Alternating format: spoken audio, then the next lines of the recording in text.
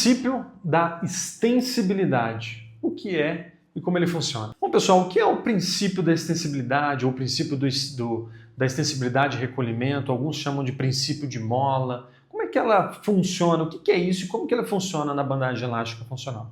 Gente, esse é um dos mecanismos mais importantes do nosso tape, tá? Porque é por meio dele que vai acontecer a mecanotransdução, não é? Então, olha só, o que seria isso? Veja bem, quando eu pego o meu tape, por exemplo, eu sei que eu tenho a capacidade de esticá-lo, certo? À medida que eu estico esse tape, eu vou gerando nele o que nós chamamos de força elástica. Então eu crio, ou melhor, eu gero, a partir de uma força mecânica minha, eu transformo ela em uma força elástica. Por quê? Porque a gente sabe que na física, as energias, nada se cria, tudo se transforma, não é? Então eu pego essa força mecânica e a hora que eu estico, eu estou transformando uma força elástica. Por que transformando? Porque se eu soltar, olha a tendência, ó, ela vinha aqui e vai grudar, ó, e vai fazer isso aqui com o meu tape, né? Então, quer dizer, é o princípio da extensibilidade. Ou seja, eu estico e nela transforma-se, né, essa energia mecânica em uma energia que nós chamamos de força elástica e ela tende a um recolhimento. E note uma coisa, que esse recolhimento é sempre para a origem ou para o ponto em que estava parado, no sentido contrário daquele que eu movimentei. Então, veja bem, o que seria então o princípio da extensibilidade? É uma característica do tape, ao qual eu consigo esticar o tape e nele gera-se uma força elástica com uma direção de recolhimento no sentido contrário da minha aplicação. Para ficar mais fácil, eu trouxe aqui para vocês um breve escrito aqui para você entender. Eu coloquei um O aqui de origem, de âncora de origem. Então imagina a seguinte situação, que eu pego a minha âncora, fixo ela primeiro aqui e eu vou pegar esse tape e vou esticar ele para lá. Perceba as setinhas aqui, ó, mostrando que eu estou esticando ele nesse sentido aqui.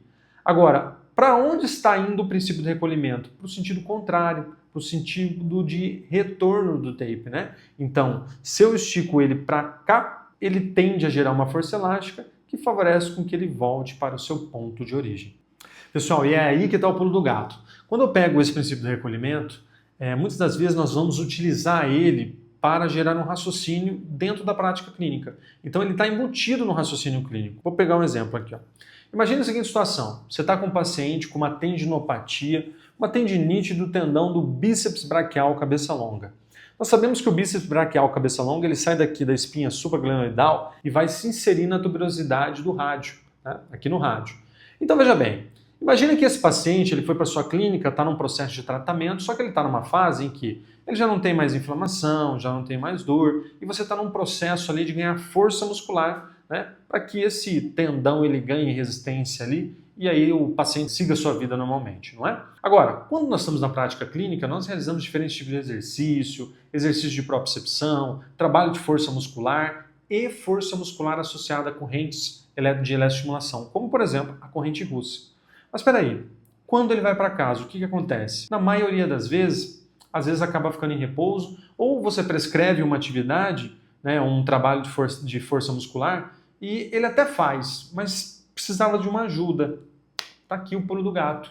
É esse cara que vai auxiliar no processo, realizando uma estimulação sensorial para auxiliar no processo de contração durante os exercícios que ele vai fazer em domicílio. Agora, professor, como é que vai acontecer isso? Então, veja bem. Quando a gente for fazer a estimulação, nós vamos fazer da seguinte forma.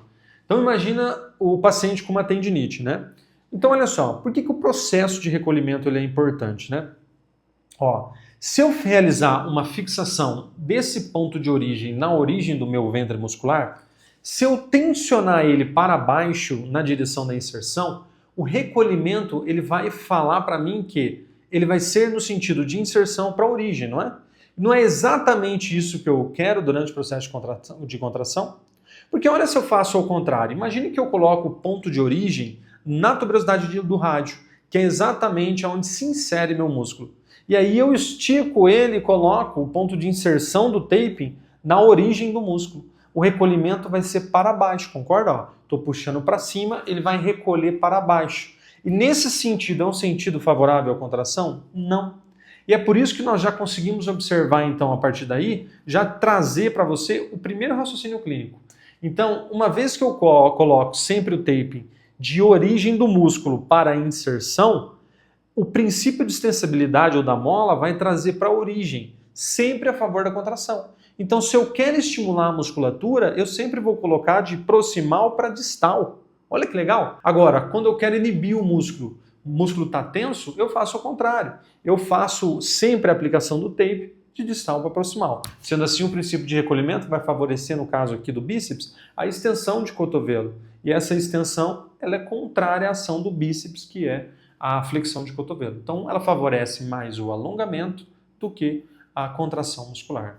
Se liga nessa dica aí, muito importante. Agora, o tensionamento, como eu disse para vocês, ele pode ser assim, onde eu tenho uma âncora de origem, traciono e o princípio do recolhimento vai puxar ele de volta. Show? Na maioria das vezes nós usamos assim, porém em algumas situações eu posso utilizar dessa forma aqui. Ó, né? O que seria essa forma aqui? Aqui é o seguinte, eu posso fazer um processo de esticar a fita de forma dupla. Ó, vou pegar essa fita aqui para você ver como é que isso funciona. Ó. Então eu poderia manter esse ponto fixo e puxar aqui, como eu posso puxar as duas pontas, ó, ao mesmo tempo. Quando eu puxo as duas pontas ao mesmo tempo, o que vai acontecer? Veja aqui, ó. O recolhimento ele vai ser em direção ao centro. Então, nesse caso, não vai ser em direção às âncoras. Então, eu traciono, puxo elas de forma dupla, então a gente chama isso de tração dupla, e ela vai recolher em direção ao centro. Professor, quando que eu utilizo isso, por exemplo? Nós vamos utilizar, por exemplo, quando eu quero colocar numa correção biomecânica, né, numa disfunção de LCM e LCL, que são os ligamentos colaterais medial e o ligamento colateral lateral do joelho. Então imagina, os ligamentos, a função dele é manter a coaptação da articulação durante o movimento. Então essa coaptação, ela precisa ser fêmur com tíbia ou fíbula com tíbia.